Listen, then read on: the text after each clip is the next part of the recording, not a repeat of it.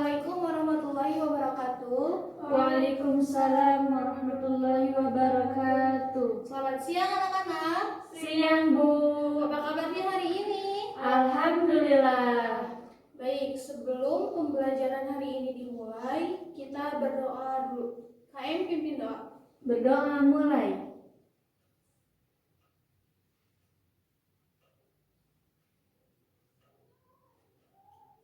Berdoa selesai. Ibu absen dulu ya. Ya, Bu. Ulfa, Hadir, Bu. Hanifah, Hadir, Bu. yang gak masuk, ada yang gak masuk siapa? Ada Bu Erina izin. Erina izin. Sama Ahmad sakit, Bu. Sama Ahmad. Oh, berarti yang hadir 3 orang ya? Ya, Bu. Baik, Ibu mau nanya, pembelajaran kemarin ngebahas tentang apa? Ada yang masih ingat? Saya ingat, Bu, Apa, Ulfa? cara berpakaian muslim dan muslimah. Nah, cara berpakaian muslim dan muslimah. Masih ingat gak gimana sih cara berpakaian muslim dan muslimah yang baik?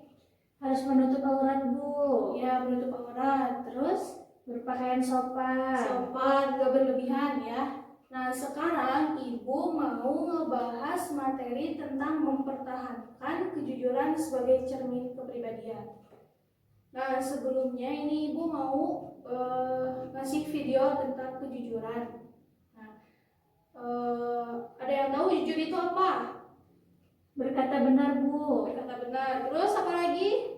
Tidak bohong. Tidak bohong. Nah, berkata benar dan tidak bohong dalam segala perbuatan atau ucapan.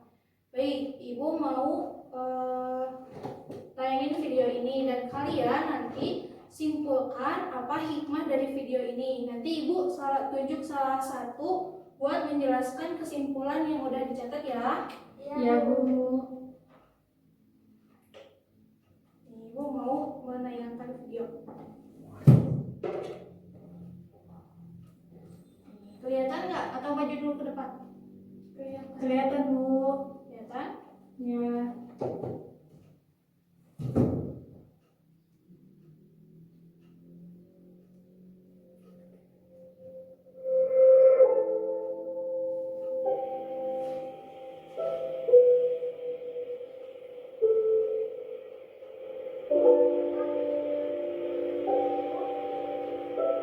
Hari ini video anak lagi menawarkan pedagang asongan gitu, menawarkan tisu yang dijualnya.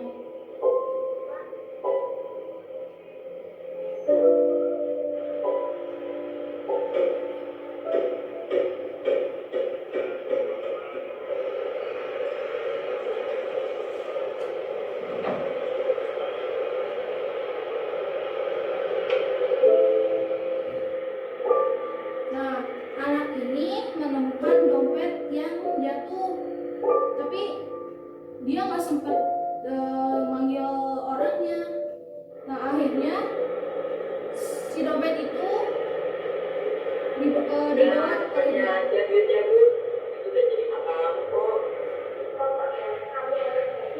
Nah, ini temennya ngehasut dia bahwa ambil aja dompet itu udah rezeki kamu katanya.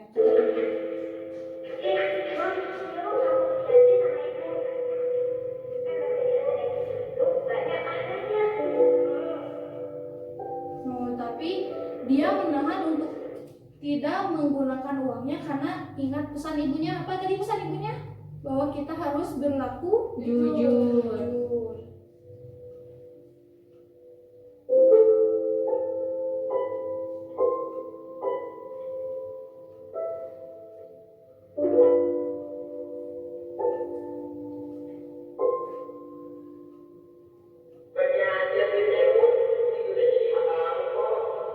Nah, anak ini ingat kata-kata temennya, katanya suruh pakai aja uang itu gitu. Ini berapa, Bang?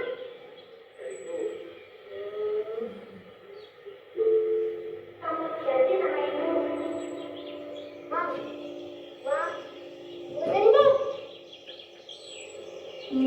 Videonya anak ini mau apa? Mau beli sesuatu menggunakan uang yang dia temui, tapi karena ingat dengan pesan ibunya, akhirnya nggak jadi belinya.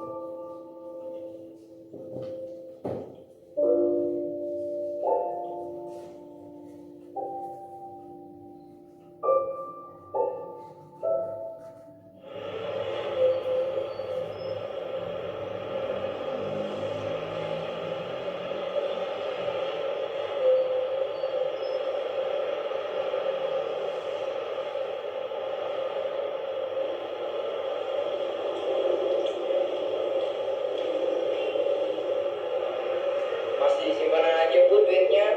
Kalau nggak mau ibarat aja lah sini. Nah, anaknya itu ketemu lagi teman yang kemarin Sini ya. mobilnya. Wah, itu orang itu. Musik. Mam. Ini dompetnya.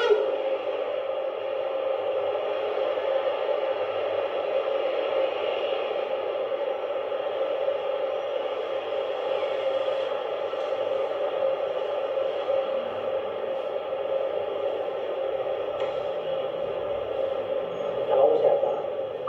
Video. Makasih ya bu ya. Ya.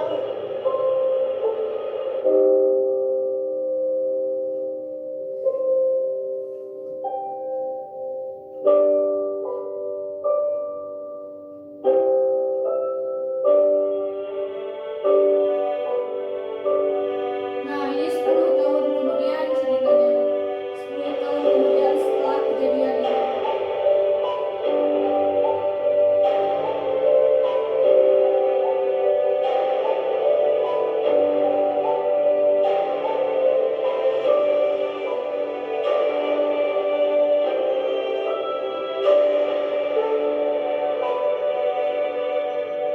Nah, itu videonya.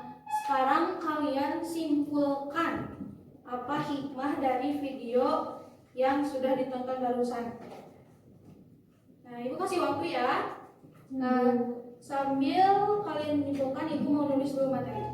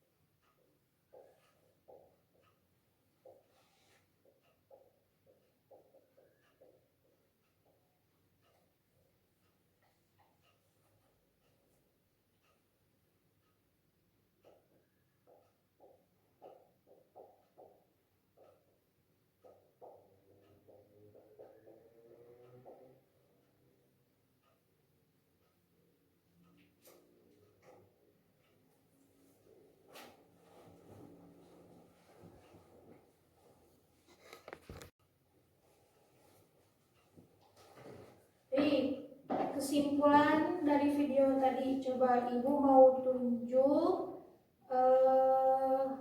Hanifah, coba kesimpulan dan hikmah dari video tadi. Kesimpulannya, dimanapun dan kapanpun kita harus berperilaku jujur. Betul. Terus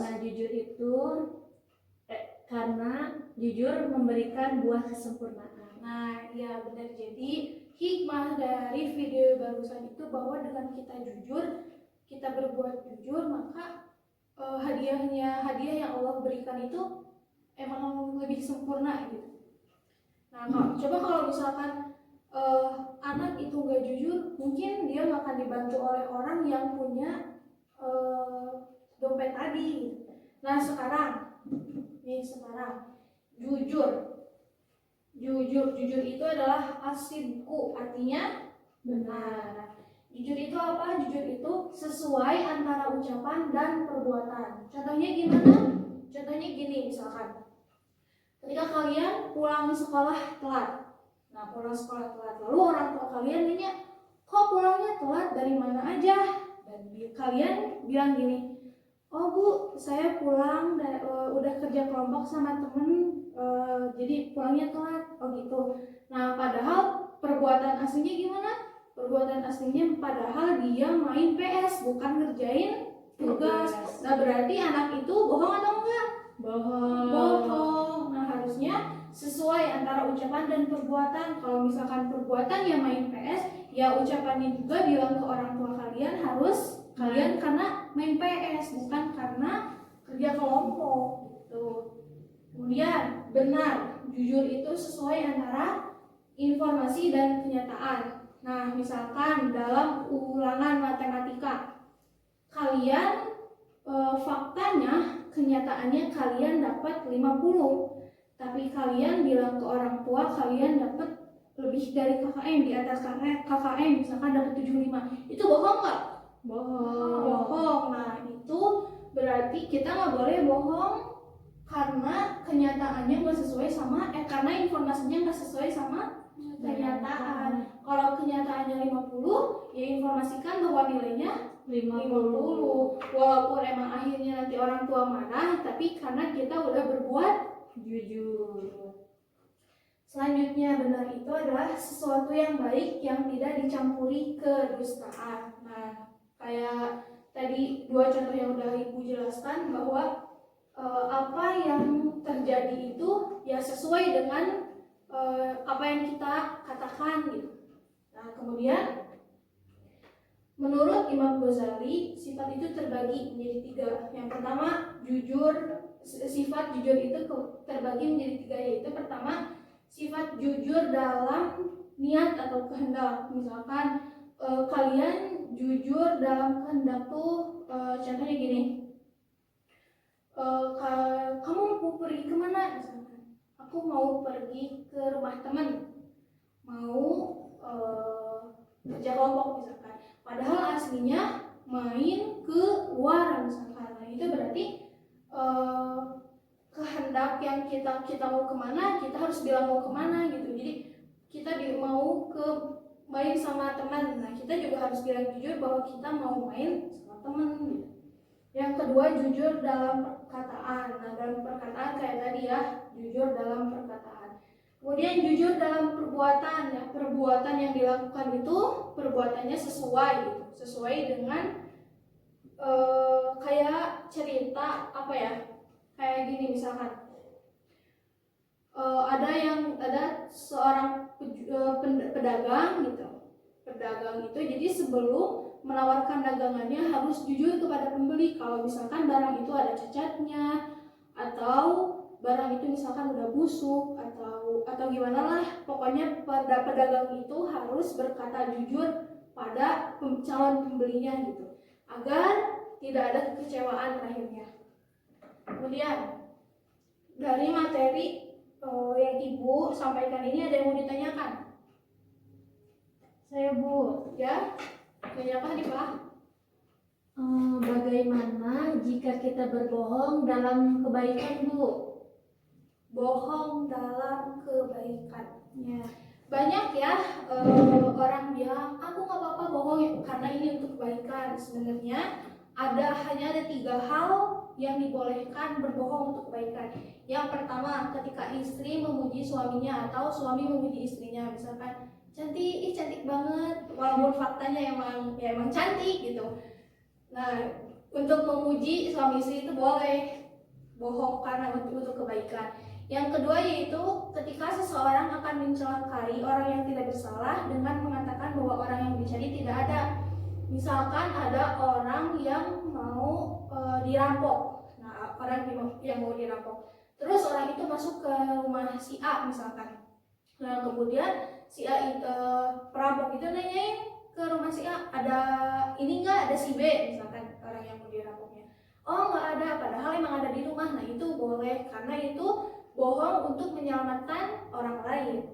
Yang ketiga yaitu untuk mendamaikan 2 orang yang sedang bertikai agar damai dan kembali rukun. Misalkan ada 2 orang nih, si A sama si B, si A sama si C misalkan lagi bertengkar. Nah, si B ini sebagai penengah, dia bilang ke si A bahwa si B itu sebenarnya baik loh, dia pengen baikan sama kamu. Nah, padahal emang enggak, emang kenyataannya enggak kayak gitu. Terus si B itu bohong lagi ke si C bahwa si A itu pengen baikan juga sama si B. Nah, itu berarti kebohongan yang menyatukan, mendamaikan 2 orang itu boleh gitu. Jadi kalau kebohongan yang lain-lain kayaknya bukan demi kebaikan, itu emang bohong aja gitu. Paham sampai sini? Paham, Bu. Ada yang mau ditanyakan lagi? Saya Bu, Ya, kenapa Opa? Bu kalau dalam bercanda suka berbohong berarti itu gak boleh.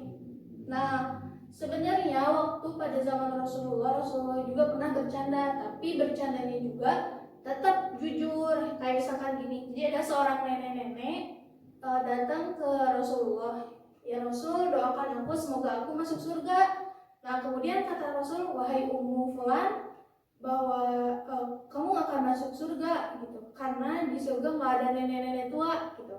Nah, nenek-nenek itu merasa sedih karena dia merasa dia nggak akan masuk surga. Padahal yang Rasul maksud itu bahwa nanti di surga walaupun ada orang tua yang meninggal dalam keadaan tua, tapi nanti di surga akan kembali seperti gadis-gadis perawan, seperti ada di surat Al-Waqiah dijelaskan di situ. Nah, baik, ada pertanyaan lagi? Oh, udah cukup sekian. Jadi kesimpulannya bahwa jujur itu harus kita terapkan dalam kehidupan sehari-hari maupun dalam keadaan atau kondisi yang tidak memungkinkan kita untuk berkata jujur, jujurlah, jujur dulu gitu. Nanti kalau misalkan kita jujur, kita akan mendapatkan balasannya gitu. Kayak tadi video yang tadi, karena dia jujur, dia nggak mau ngambil hak orang lain, akhirnya dia mendapatkan kesempurnaan gitu. Kalau misalkan dia ngambil barangnya, mungkin orang itu nggak akan menolong dia sampai sukses. Nah, untuk tugasnya kalian simpulkan Quran surat Al-Maidah ayat Quran surat Al-Maidah ayat 118. Nah, ini nanti dikumpulin ya. Baik, sekian pertemuan hari ini. Assalamualaikum warahmatullahi wabarakatuh. Waalaikumsalam warahmatullahi wabarakatuh.